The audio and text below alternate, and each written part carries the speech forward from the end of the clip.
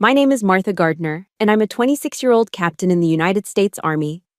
But 5 years ago, at 21, I was just a disgrace, sitting at a dinner that was supposed to celebrate my graduating magna cum laude. When I turned down a prestigious law school scholarship to announce I'd accepted an officer's commission, my father threw his silk napkin on the table and roared, "Over $250,000 for an Ivy League degree so you can go play soldier." My mother started to cry, not from pride, but from shame, while my perfect older sister, Marilyn, just smirked. "When you're done playing in the mud, come back and I'll throw you a pity job running errands at my charity." They didn't know that their humiliation forged my armor.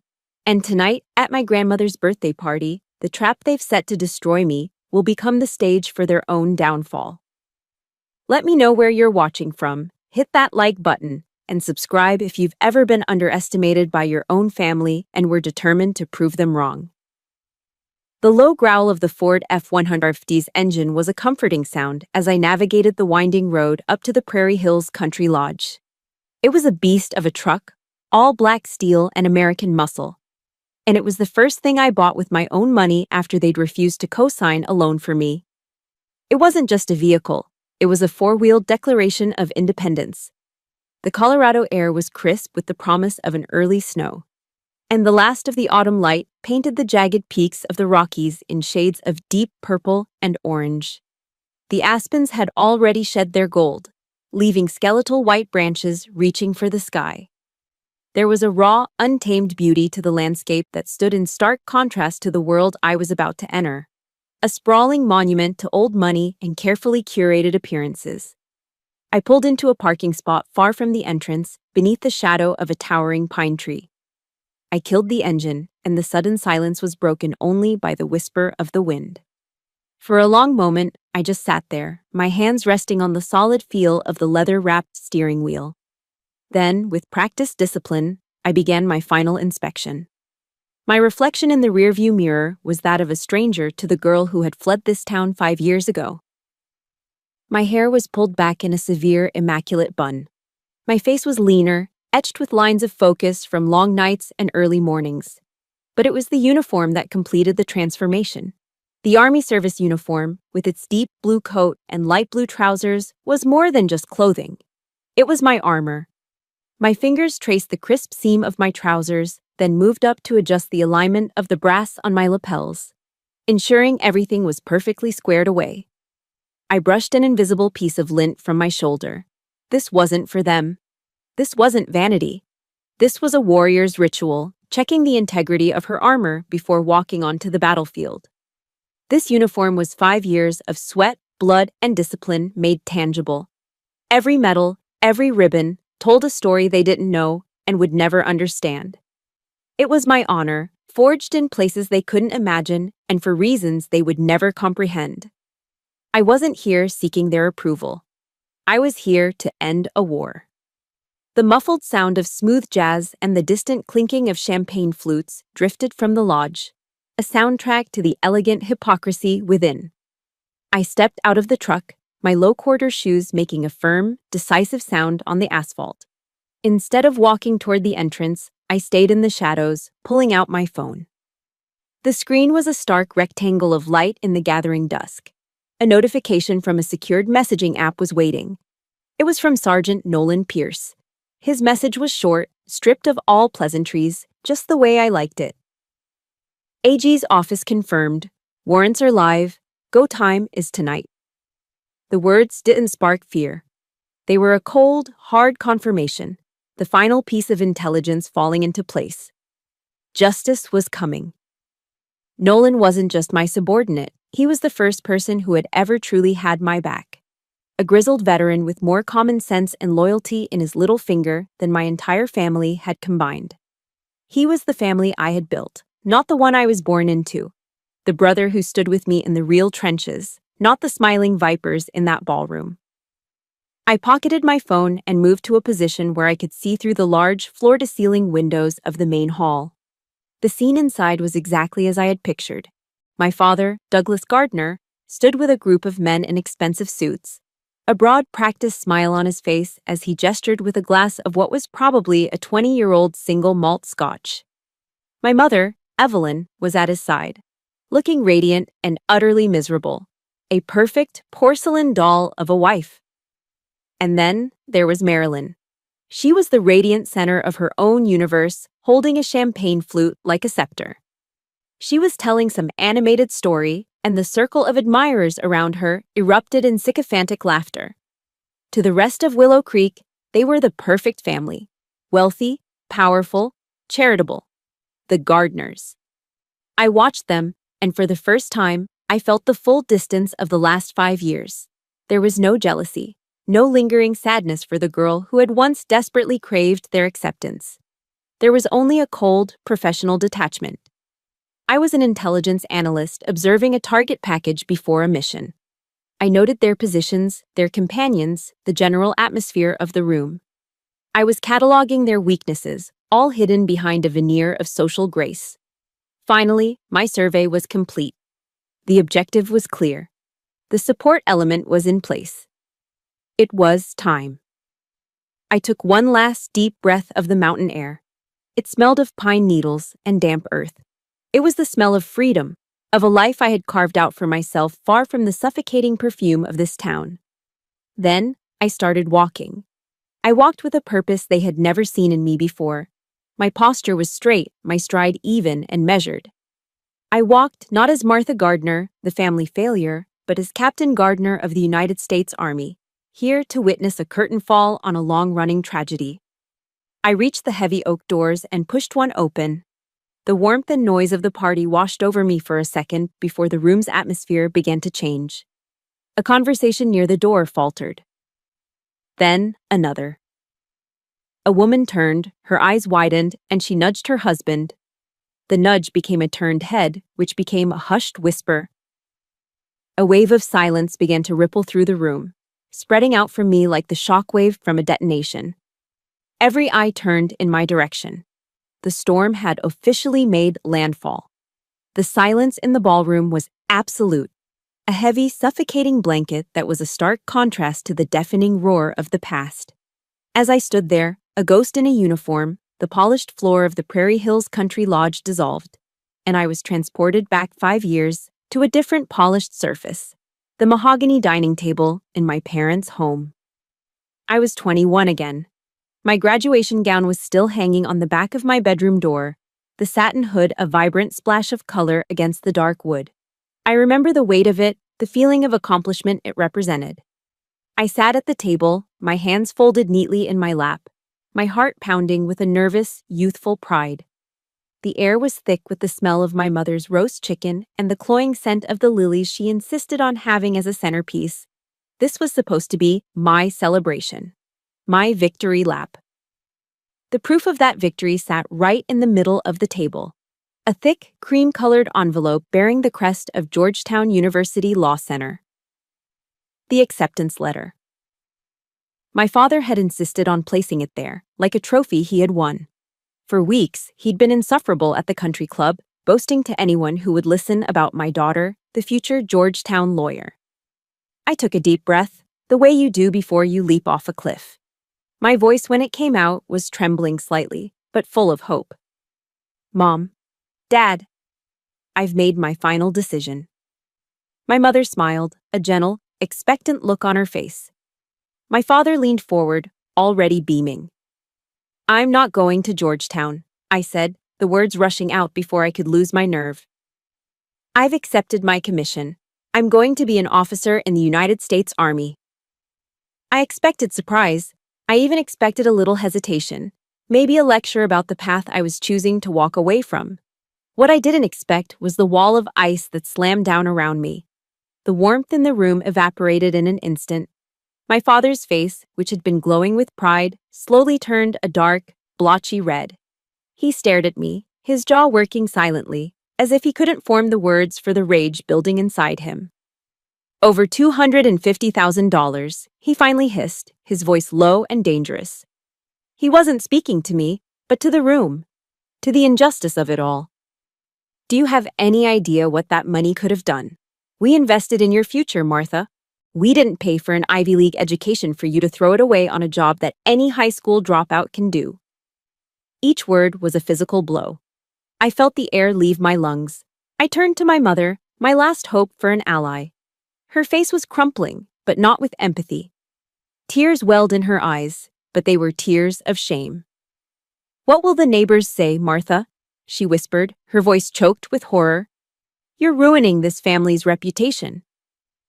Across the table, my sister Marilyn, the golden child, the one who'd followed the pre-approved path to a corner office at her own non-profit, picked up the bottle of Chardonnay and refilled her glass. A slow, condescending smile spread across her lips. "Oh, little sister, don't be so dramatic," she purred, her voice dripping with mock sympathy. "Everyone has their little rebellious phase. When you figure out you're not cut out for being yelled at and sleeping in the mud, my office will always have a spot for you." She took a delicate sip of her wine, her eyes glittering with triumph. But it was my father who delivered the final, devastating blow. His rage finally boiled over. With a guttural roar, he shot to his feet, snatched the Georgetown acceptance letter from the table, the very letter he had so proudly displayed, and strode to the fireplace. The logs were crackling merrily, casting a warm, inviting glow that suddenly felt sinister. He held the letter over the flames for a beat, letting me see it, letting me understand what he was about to do. "If you don't want this dream," he bellowed, his voice echoing in the silent room, "then nobody gets to have it." And he let it go.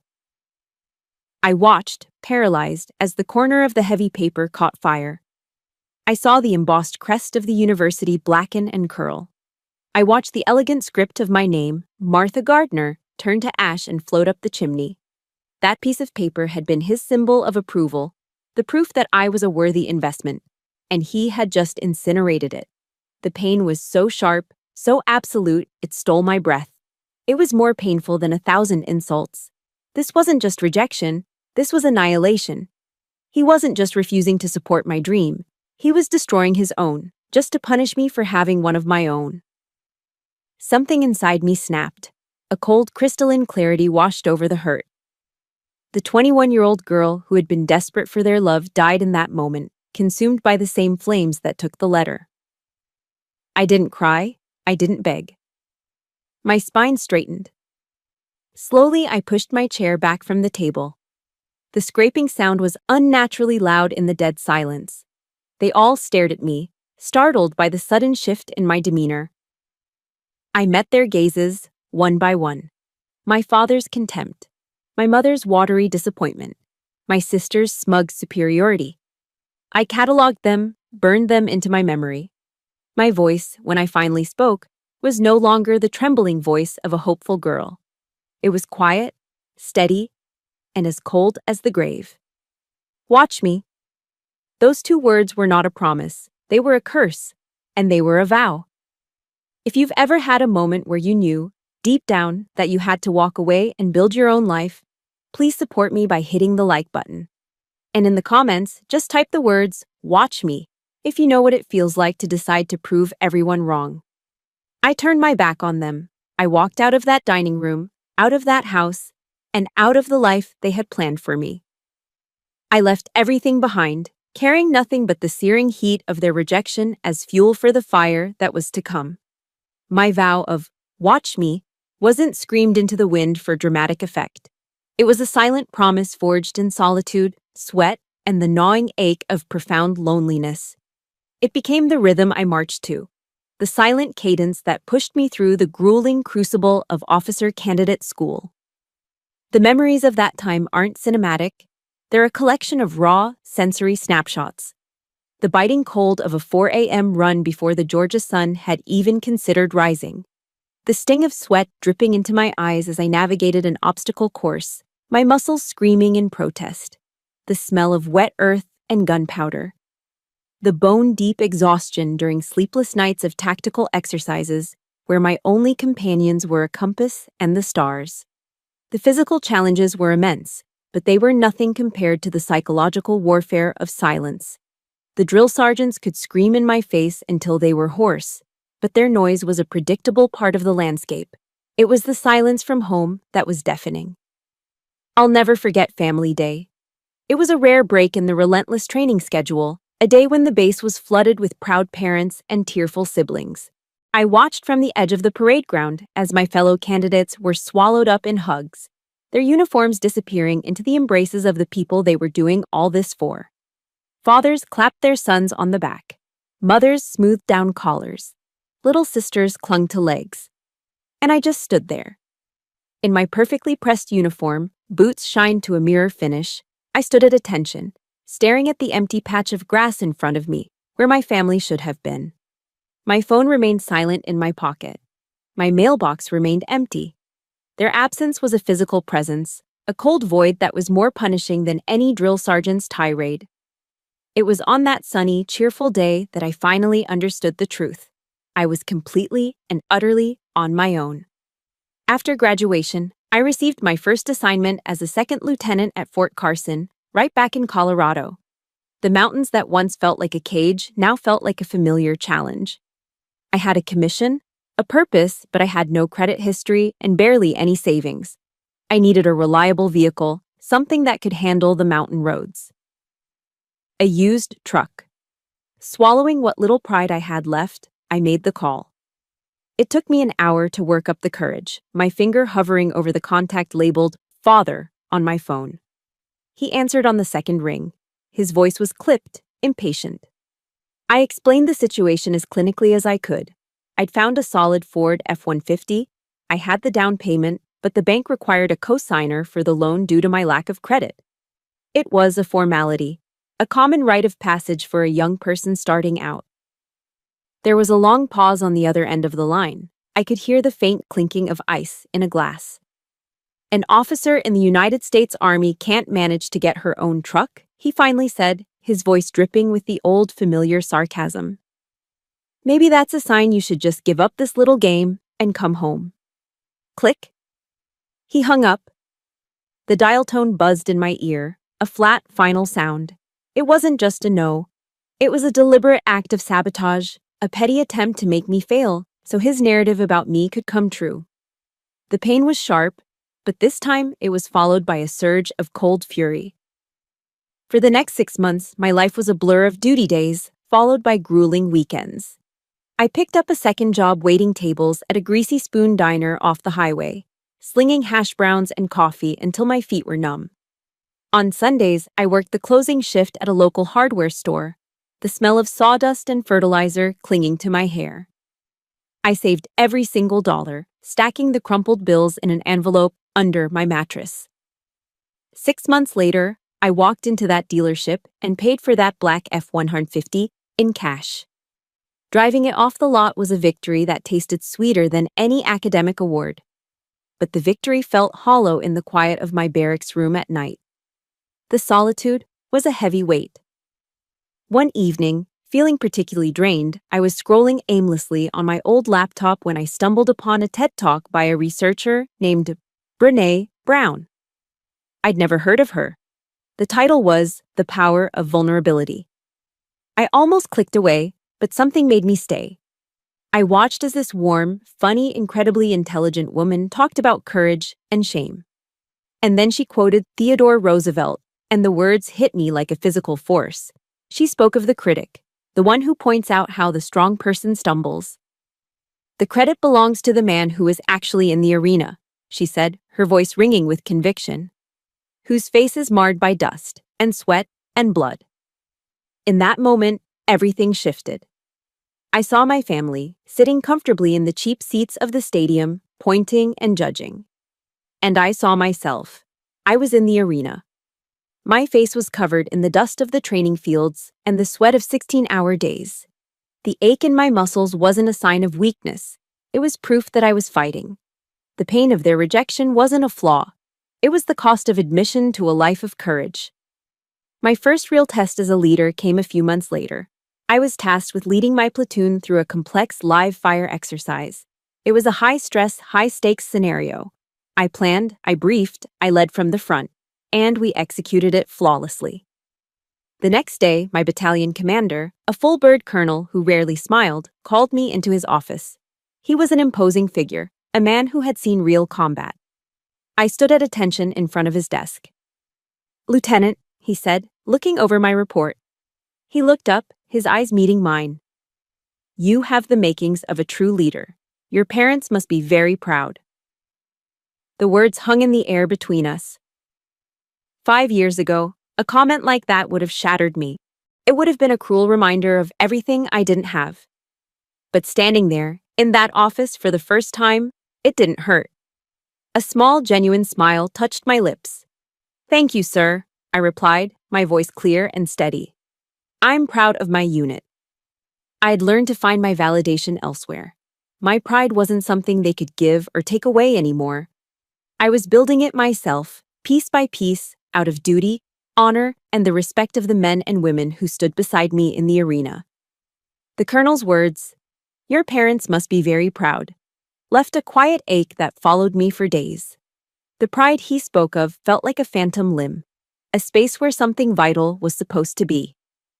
I had learned to source my self-worth from within, but his innocent comment was a stark reminder of a door that had been permanently sealed. It was in that quiet space of longing that I started to truly notice Sergeant Nolan Pierce. He wasn't just my platoon sergeant, my right-hand man on the ground. He was something else entirely. Nolan was a career NCO, a man who had seen more of the world's ugliness than most people could stomach, yet somehow had managed to keep a core of decency intact. He was short, stocky, and had a face that looked like it had been carved from a block of granite. He saw the solitude I wrapped around myself like a cloak, but he never tried to pull it off me. He never asked about my family, never pried into my life outside the uniform. Instead, he just showed up. After a grueling 36-hour field exercise, there would be a steaming black coffee on my desk before I even had a chance to drop my rucksack. When tensions were high before a big inspection, he'd break the silence with a terrible dad joke that was so unfunny it somehow became hilarious. Sometimes, after a particularly rough day, he'd just catch my eye across the motor pool and give a short, sharp nod. It was a simple gesture, but it said everything. I see you. I got your 6. He was the first person in my life to offer support without an invoice attached. The true turning point came during my first Thanksgiving away from home. The base was practically a ghost town. I had volunteered for every miserable duty shift I could get my hands on, planning to work straight through the holiday to keep the ghosts of Thanksgiving's past at bay. I was walking to my truck in the empty parking lot, the cold biting at my cheeks, when Nolan's solid frame blocked my path. "Ma'am," he said. He called me ma'am out of respect for the rank, but his tone was anything but formal. It was firm, bordering on an order. "Sergeant," I replied, ready to brush past him. "My wife, Maria, spent all day making her famous pumpkin pie," he said, ignoring my attempt to leave. "And she will personally have my hide if I let my CO eat a cold MRE for Thanksgiving dinner." I started to protest. "Sergeant, that's very kind, but I have duty." "Consider it a direct order from the First Lady of the Pierce household," he said, a rare glimmer of a smile in his eyes. He wasn't taking no for an answer.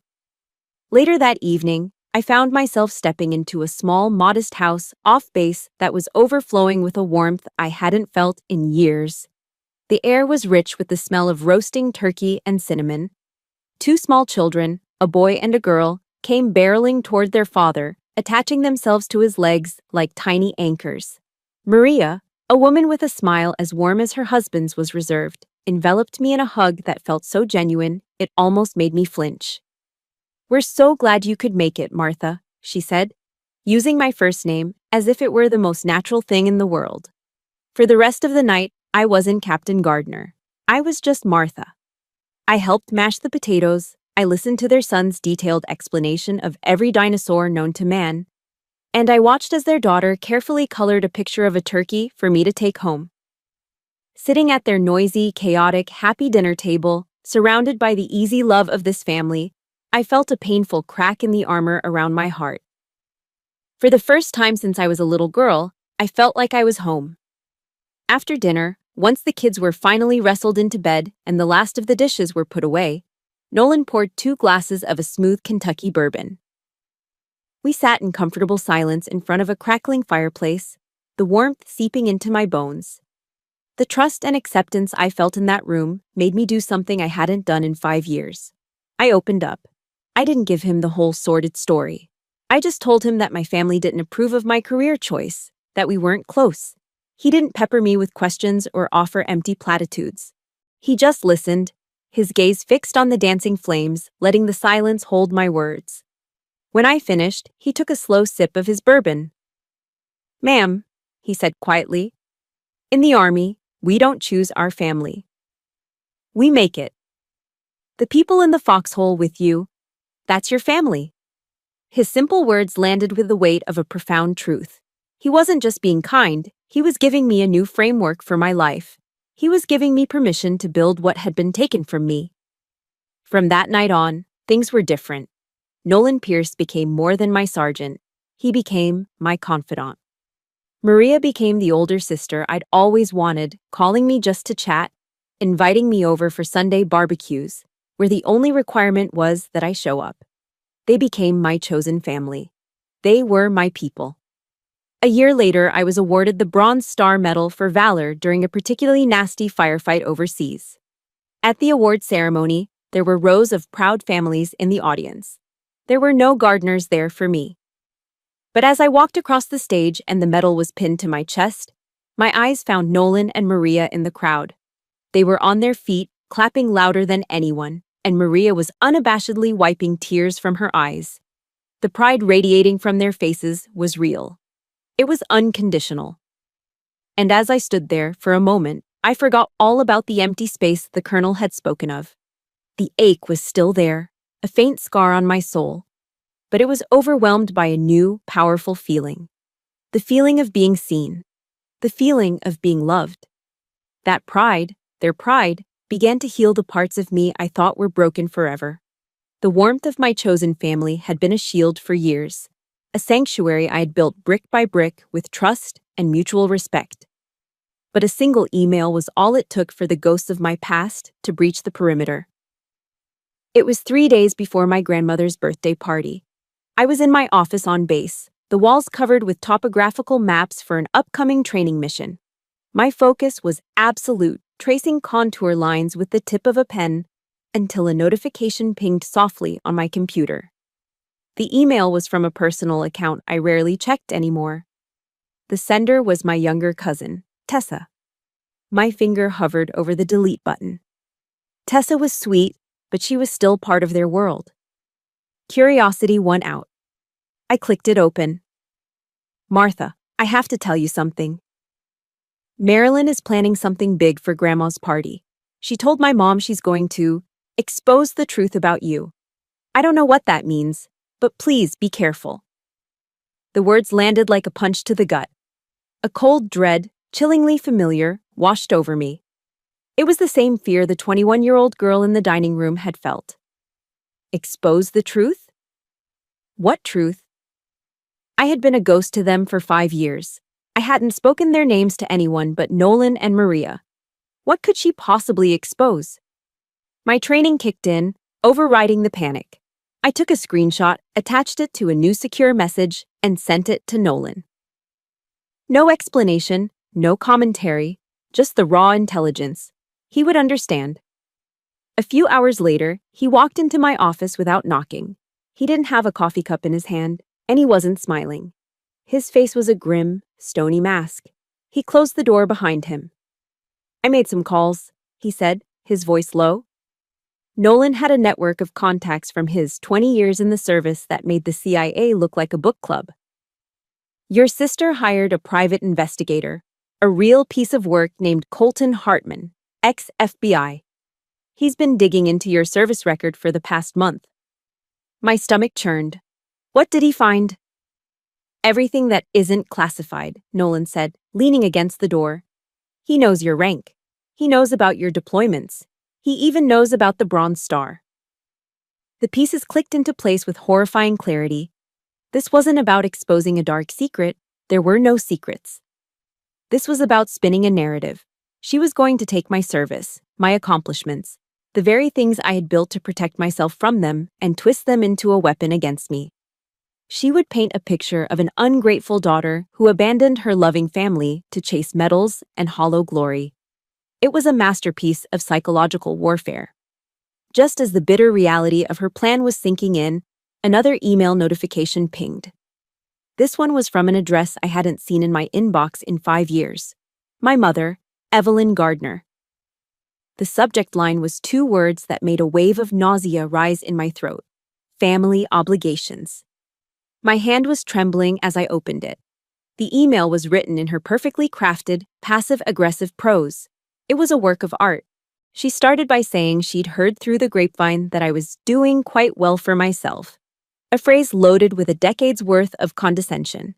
She then formally requested, no, required, my presence at my grandmother's party. But that was just the appetizer. The main course was far more sickening. Marilyn is using the occasion to host a fundraiser for her charity, she wrote. It would be so wonderful if you could wear your uniform and say a few words. Perhaps something about the importance of supporting our military families. After everything we've done for you, I think you owe the family that much. I had to read it twice to fully absorb the sheer, breathtaking audacity of it. You owe the family that much. After 5 years of complete and total silence, this was their first contact. Not an apology, not a word of remorse, not even a simple, "How are you?" Just a demand. They wanted to take my uniform, this sacred symbol of everything I had bled for, and use it as a prop. A marketing tool to lend credibility to Marilyn's criminal enterprise. They wanted to parade me around like a show pony to solicit donations from their wealthy friends, all while my sister was planning to publicly humiliate me. The hypocrisy was so profound it was almost impressive. They wanted to exploit the very success they had once so viciously scorned. I looked up at Nolan, my face numb. He could see the storm in my eyes. I didn't need to show him the email. He already knew what it would say. Should I go? I asked, my voice barely a whisper. The question was a formality. I already knew the answer. The 21-year-old girl would have hidden. She would have let the fear win. But Captain Gardner did not retreat. Nolan looked at me, his expression unyielding. Ma'am, he said, his voice hard as steel. They've declared war.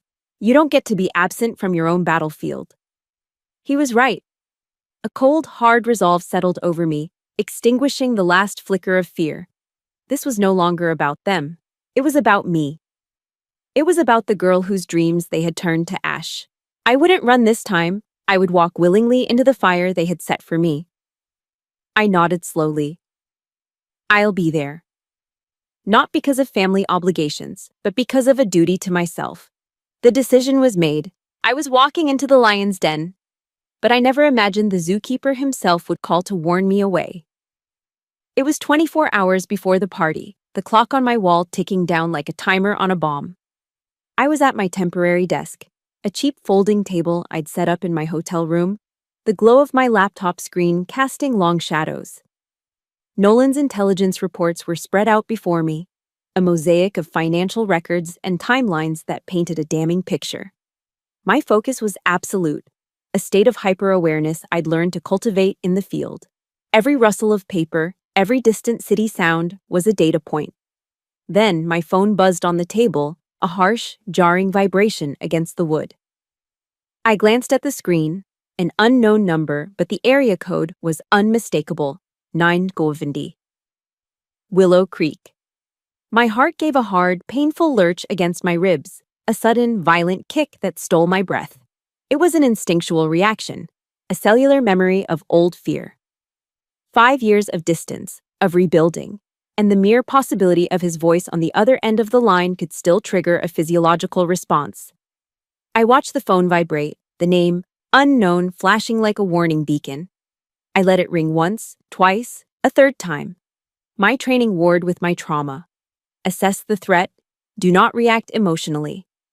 Finally, my hand, steady now, reached out. I took a deep, controlled breath. The kind you take before you breach a door, not knowing what's on the other side, and swiped to answer. Hello? My voice was neutral, a blank slate. Martha. His voice, the sound of it after 1,825 days of silence, was a physical shock. It wasn't the warm, rumbling tone of a father calling his long-lost daughter. There was no hint of regret, no flicker of warmth, Nothing but a cold, hard distance that spanned more than just the miles between us.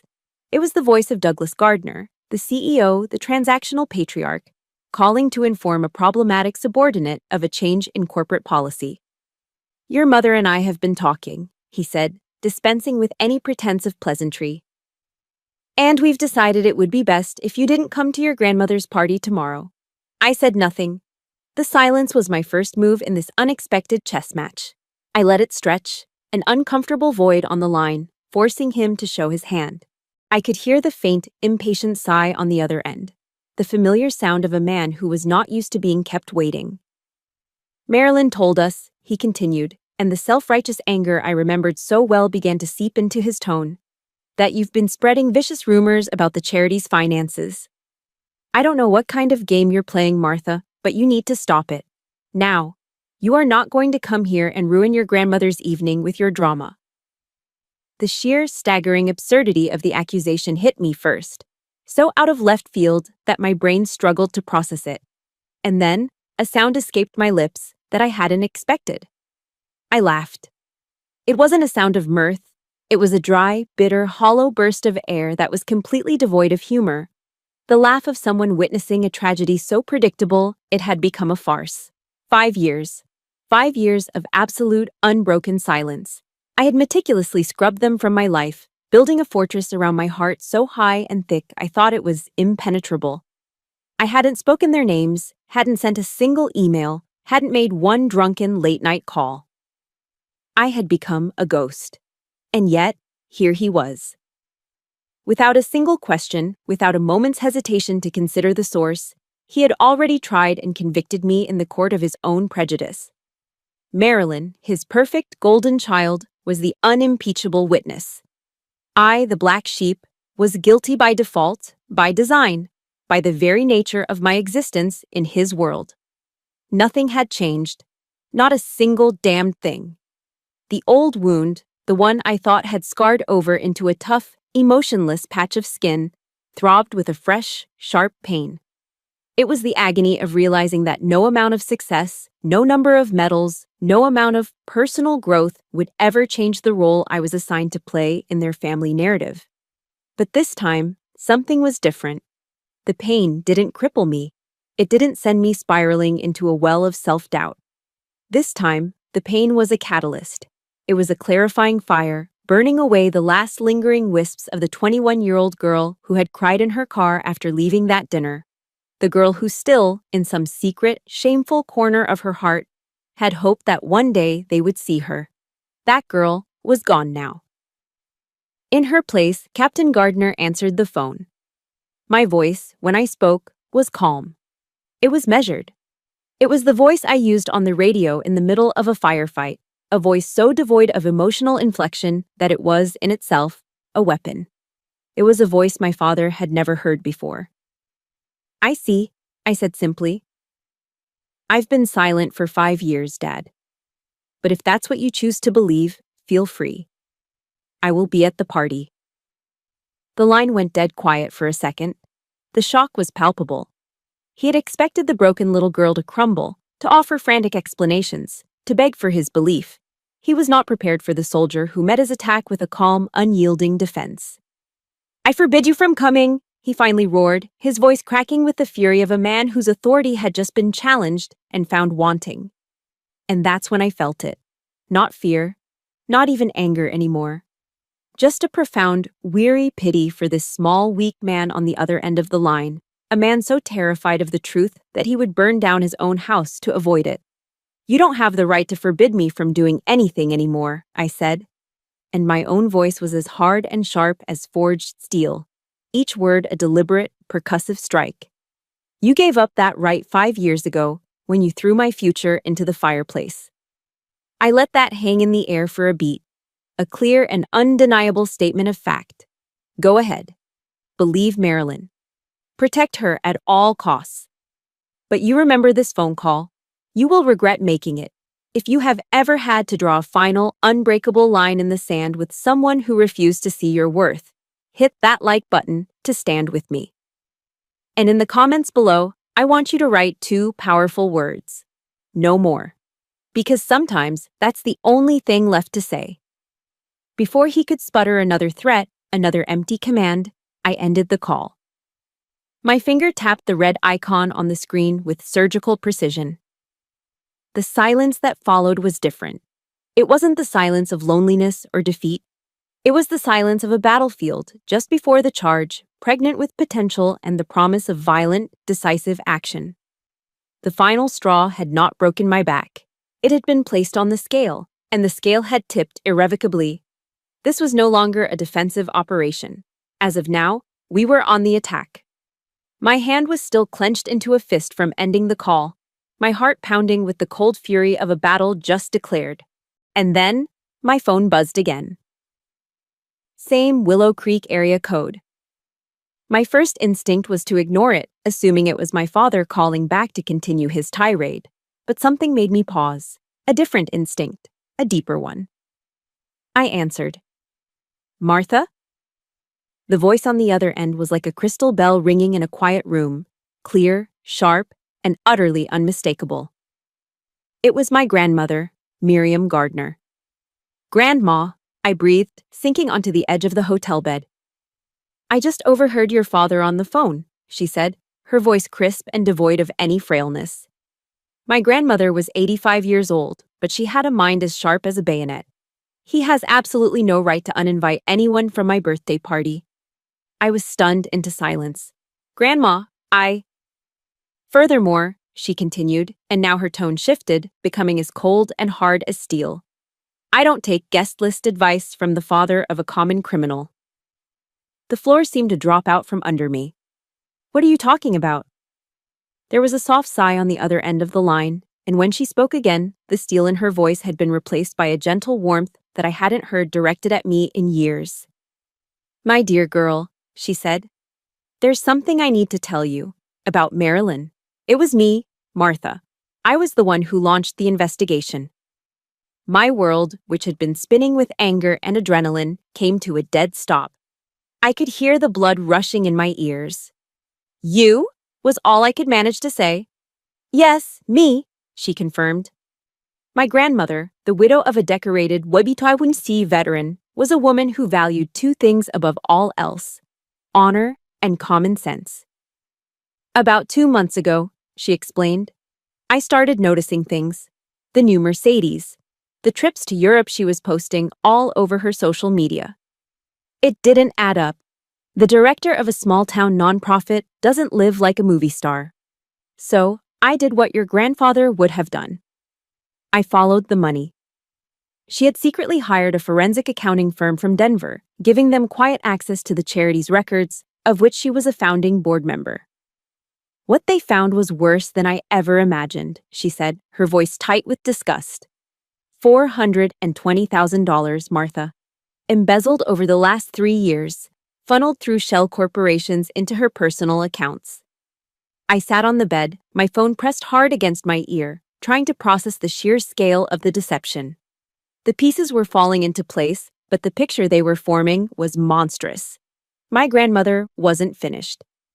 Then, last week, this private investigator of Maryland's, this Mr. Hartman, had the gall to come to my house. He wanted to ask me questions about you, about your troubled youth, your rebellious nature. I knew in an instant what that little fool was planning. She was going to use you as a smokescreen, paint you as the villain to deflect from her own crimes. A slow, cold smile spread across my face. I could almost see my grandmother, sitting in her high-backed chair, looking this detective right in the eye. So, I played along, she said, and I could hear the cunning satisfaction in her voice. I told him what a disappointment you were, and then, just as he was packing up his little notebook, I handed him a gift. A full, bound copy of the forensic audit. My breath hitched. She hadn't just known. She had been playing chess while the rest of us were playing checkers. I know his type, she went on. Hartman is ex-FBI. A man like that might be a hired gun, but his professional survival depends on his license. Presented with irrefutable evidence of multiple federal felonies, he had no choice. He had to report it to the Attorney General's office. I made sure of it. She had let Marilyn walk right into a trap of her own making. She had allowed her to feel confident, to believe she was in control. all while she, my grandmother, was the one tightening the noose. The grand matriarch of the Gardner family was not about to let a cheap grifter tarnish a name her husband had fought and bled for. "I am so proud of you, Martha," she said. And hearing those words, spoken with such raw, unvarnished sincerity, broke something open inside me. It wasn't the empty praise of a commanding officer. It was a healing truth from the one person whose opinion I still cherished. "You chose the honorable path," she said, her voice softening. "You pulled yourself out of this viper's nest and made something of yourself, something real. You protected yourself." The line went quiet for a moment. Then she delivered her final orders. "Now, you come here tomorrow. Stand tall in that uniform of yours and watch justice be served." We said our goodbyes, and I slowly lowered the phone. I stared at the blank screen, the conversation replaying in my mind. A single tear traced a path down my cheek, then another. But these weren't the hot tears of pain or rage. They were cool, cleansing tears of profound relief. The relief of being seen, of being believed, of being loved. I wasn't a lone soldier fighting a defensive war anymore. I was an instrument of justice, carrying out a mission under the command of the only Gardner whose authority I would ever recognize again. I was no longer alone. My grandmother's orders were simple: stand tall in that uniform. As I pushed open the heavy oak doors to the ballroom, I intended to follow them to the letter. The wave of noise and warm air that hit me was immediately followed by a wave of silence. It started near the entrance, a sudden faltering of 120 different conversations.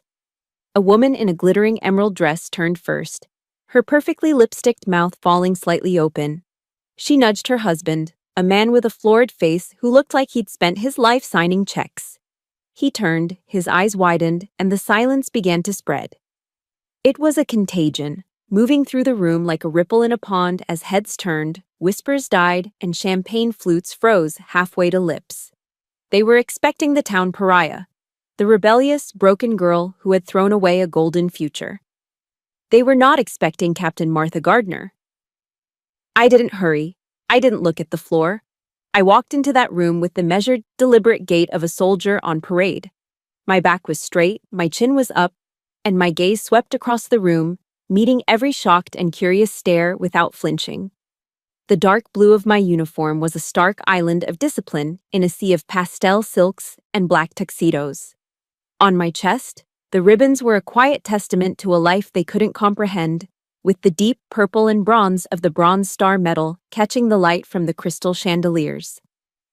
My eyes found the head table. My grandmother, Miriam, looking every bit the queen in a tasteful silver gown, met my gaze. She gave me a single, almost imperceptible nod. The signal had been sent. The operation was a go. Across the room, my sister Marilyn stood on a small elevated stage, a microphone in her hand. I saw the flash of shock on her face, quickly replaced by a flicker of rage. My presence here, looking like this, had just thrown a wrench in her carefully laid plans. But her ego, as always, was her undoing. She saw not a threat, but an opportunity. She thought she could still control the narrative. She tapped the microphone, the sharp sound drawing every remaining eye to her. "Thank you all for coming," she began, her voice smooth as honey, but I could hear the brittle edge underneath. She launched into a pre-rehearsed speech about community, about family values, about philanthropy. Then her eyes found mine across the room. "But what is patriotism?" she said, her voice dripping with faux sincere emotion. "If it is built on a foundation of ingratitude? What good is loyalty to one's country if it comes at the expense of loyalty to one's own family?" I didn't move. I found a spot against the far wall, leaned back, and folded my arms across my chest. I gave her nothing. No reaction, no anger, no fear. Just a calm, unwavering stillness. I was going to let her dig her own grave. My composure seemed to unnerve her. Her voice grew louder, more shrill, as she fed off the drama she was creating. Some people chase medals and titles, believing it makes them honorable. But honor begins at home. It begins with respecting the people who raised you, who invested in you, Who loved you? The hypocrisy was so thick I could almost taste it. She was talking about loyalty while being a thief. She was talking about honor while planning character assassination. She was performing a grand opera of self-destruction, and I simply stood by and watched. She raised her voice for the grand finale, her knuckles white on the microphone. Because there is a betrayal more intimate, more insidious than turning your back on your country. It is turning your back on the family that gave you everything. Right as the last word left her lips, the main doors to the ballroom swung open again. But these weren't guests. 3 people walked in, 2 men and 1 woman, all dressed in dark, conservative business suits that screamed government. They moved with a quiet, confident authority that instantly commanded the room's attention. The lead detective, a tall man with graying temples and tired eyes, scanned the room, his gaze landing on the stage. He didn't shout, but his voice cut through the stunned silence like a razor. Marilyn Gardner. Every head in the room swiveled from me to my sister. The smug, triumphant mask on Marilyn's face dissolved. It was a stunning transformation, moving in seconds from righteous indignation to pale, slack-jawed horror. Her face went as white as a corpse. You are under arrest for embezzlement and federal wire fraud. The words were spoken with a flat, bureaucratic finality. They echoed in the cavernous room. Somewhere in the crowd, a woman gasped, and a champagne glass slipped from someone's hand, shattering on the marble floor. The 2 other investigators were already moving, ascending the small stage. Marilyn was frozen, the microphone still clutched in her hand. One of the men gently took it from her grasp, while the other produced a pair of handcuffs. The sharp, metallic click as the cuffs closed around the wrists of Willow Creek's golden child was the loudest sound I had ever heard. Her walk of shame began. They led her down from the stage, right through the heart of the party. She passed the stunned faces of her so-called friends, the shocked expressions of our extended family. She passed my grandmother, who watched her with a look of cold, profound disappointment. She passed my parents, both of whom looked like they had been turned to stone, their faces masks of disbelief and horror. And finally, she passed me. Her route took her right by the wall where I stood. For a brief second, our eyes met. In hers, I saw no remorse, no regret, just a raw, bottomless, reptilian hatred. I felt nothing. No surge of triumph, no petty satisfaction. I was just a witness, an observer to a predictable and just conclusion. My victory hadn't been won tonight, in this ballroom. It had been won over 5 long years, in muddy training fields and lonely barracks rooms, in the quiet moments when I chose to build myself up instead of letting their poison tear me down. I had won, not by fighting them, but by simply outlasting their lies with my truth. The ballroom doors swung shut behind my sister, leaving a vacuum of stunned silence. The jazz trio had long since abandoned their instruments, and the only sound was the collective, sharp intake of 100 breaths. But the silence lasted only a moment before it was shattered by my mother's shriek. It was a raw, wounded sound. She and my father, who had been frozen in place, suddenly sprang to life. They didn't go after the detectives. They didn't rush to their disgraced daughter's side. They came for me. My mother's face was a twisted mask of grief and fury, tears streaming down her cheeks and ruining her perfect makeup. "What did you do?" she screamed, her voice cracking as she stumbled toward me. My father was right behind her, his face a thunderous shade of purple. "How could you do this to your sister?" she wailed, grabbing at the sleeve of my uniform as if to physically shake an answer out of me. "You've ruined us. You've ruined this family." The old narrative, the familiar, comfortable story they had told themselves for years. Even now, with the truth laid bare for the entire town to see, their first, instinctual reaction was to cast me as the villain. I was the agent of chaos. I was the problem. It was so predictable, it was almost comforting. I stood my ground, my posture unwavering. I looked over my mother's sobbing head and met my father's gaze. There was no understanding in his eyes, only blame. But before I could even form a response, another voice cut through the chaos. My grandmother, Miriam, had retrieved the microphone from the stage. She stood at the head table, small and erect, her voice amplified throughout the silent room. "Evelyn, Douglas, That is enough, she commanded. Her tone was not loud, but it carried an authority that instantly silenced my mother's hysterics. Every eye in the room turned to her. Martha did nothing, my grandmother stated, her words clear and precise. What you witnessed here tonight was not a family drama. It was the inevitable consequence of greed and deceit. She held the microphone with a steady hand. There was no tremor of old age, only the quiet confidence of a person speaking an undeniable truth. She told them everything. She told them about her suspicions, about hiring the forensic accountants from Denver. She told the stunned audience about the $420,000 that Marilyn had systematically stolen from donors, from people in this very room. Then she delivered the killing blow. And the final indignity, she said, her voice dropping but losing none of its power, was the discovery that she had also stolen $25,000 from a trust fund set up for my own long-term medical care. A collective gasp went through the room. This was no longer an abstract crime against a faceless charity. This was a betrayal of the most intimate kind. My parents just stared at her, their faces slack with shock. The truth was too ugly, too specific, to be denied or twisted. The story they had clung to for so long had just been publicly dismantled, piece by piece, by the one person whose word was unassailable. One of the detectives who had remained behind walked over to my parents and began speaking to them in a low, calm voice, gesturing toward a quiet corner of the room. As they were being led away, my father turned back. He looked at me, and for the first time, the anger was gone from his eyes. It was replaced by something else, sheer, desperate panic. His world was collapsing, and he was scrambling for a lifeline. "Martha," he pleaded, his voice a hoarse whisper. "You have to help us. You have to do something." And in that moment, I knew. I knew this was the end. All I had ever wanted, for 5 long years, was an apology. A simple acknowledgement of the pain they had caused. A flicker of recognition that maybe, just maybe, I hadn't been the problem after all. But even now, with his perfect daughter in handcuffs and his reputation in tatters, his first instinct wasn't remorse. It was to use me, to ask the daughter he had disowned to fix the mess his favorite had made. Slowly, I walked toward them. I stopped a few feet away, just out of their reach. "No," I said. My voice was quiet, but it was as firm and final as a closing door. For 5 years, all I wanted was for you to say you were sorry. All I wanted was for you to see me. But even now, after all this, you still blame me.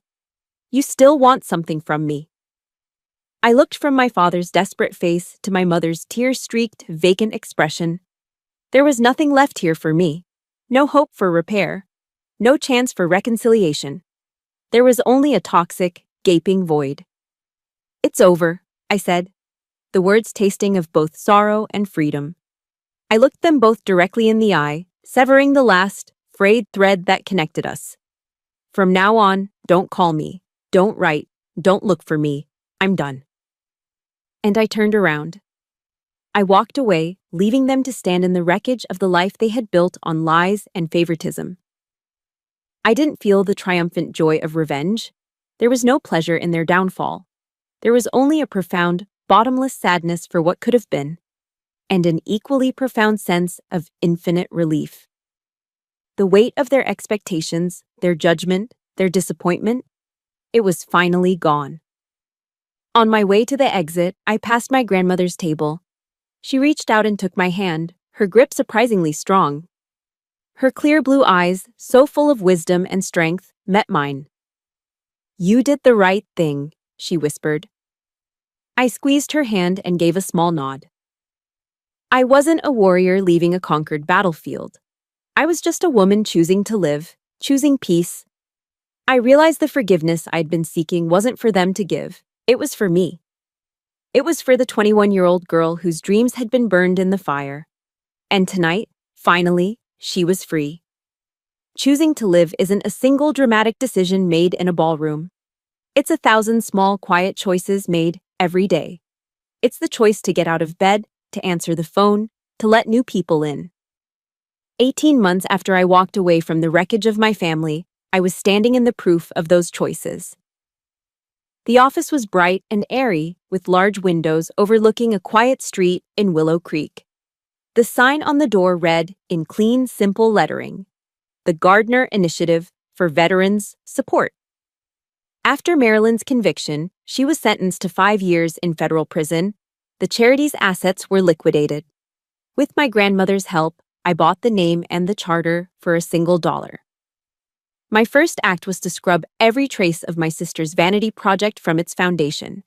We rebuilt it from the ground up, with a new board, transparent accounting, and one simple mission: to actually help veterans. I ran a hand over the smooth oak of my desk. Behind me, on the wall where a portrait of my parents once might have hung, was a mosaic of a different kind of family. It was a collection of framed photographs of the men and women we had helped. A young Marine who we'd helped get treatment for his PTSD, a female Air Force mechanic we'd helped get funding to start her own auto shop, an elderly Navy vet we'd helped navigate the labyrinth of VA benefits. Each photo was a story of rebirth, of a life reclaimed. For the first time, the name Gardner was attached to something I could be proud of. My phone buzzed with a calendar notification. Sunday dinner with Grandma, 7 p.m. A genuine smile spread across my face. I tapped confirm without a second thought. Our weekly dinners had become a cherished ritual, a quiet anchor in my life. They weren't an obligation. They were a joy. There were no more landmines, no more hidden agendas, just the easy comfort of shared stories and mutual respect. In therapy, a process I'd started 6 months after the party, my therapist had given me a powerful metaphor. She said that seeking approval from toxic people is like trying to get a snack from a broken vending machine. You can keep putting your money in, you can shake it, you can scream at it, but it's never going to give you what you want. It's broken. Freedom, she said, comes the moment you stop putting your money in and walk away. I had finally walked away from the machine. I no longer needed their pride to feel validated. I had my own. It was a pride forged in duty, burnished by service, and now rooted in the quiet, meaningful work I was doing every single day. My life had found a new, healthier rhythm, populated by a new circle of love. I had met a man named David, a kind, steady-eyed doctor at the local hospital. He loved me for the woman I was, not the name I carried. He admired my strength, but also knew how to make me laugh until I couldn't breathe.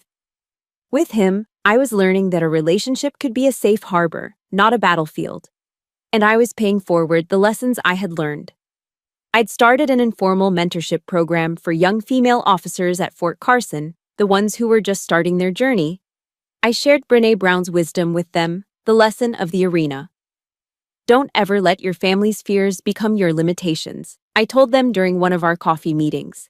Your accomplishments are your best and strongest boundary. Build them high and build them strong.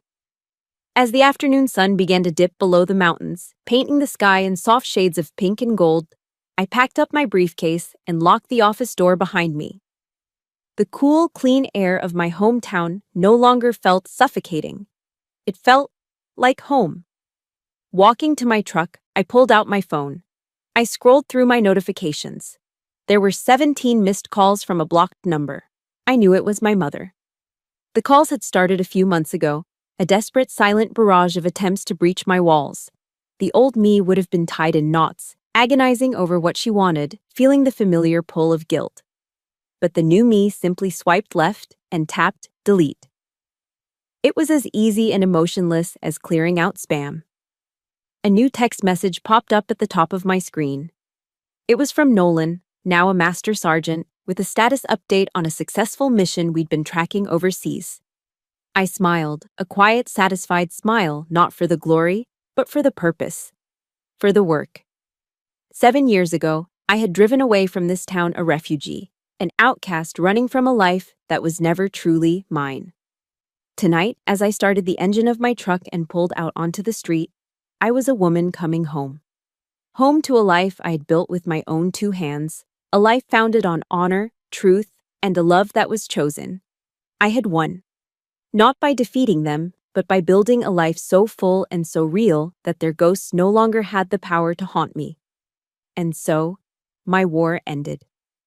Not with a bang, but with the quiet hum of a life well lived. My story is proof that your past does not have to be your prison. You are the author of your own next chapter, the builder of your own dawn. Thank you for walking with me through the fire. If my journey resonated with you, please hit that like button and subscribe to the channel. And in the comments below, I'd be honored if you would share just one word about what this story made you feel. Your voice matters. You matter.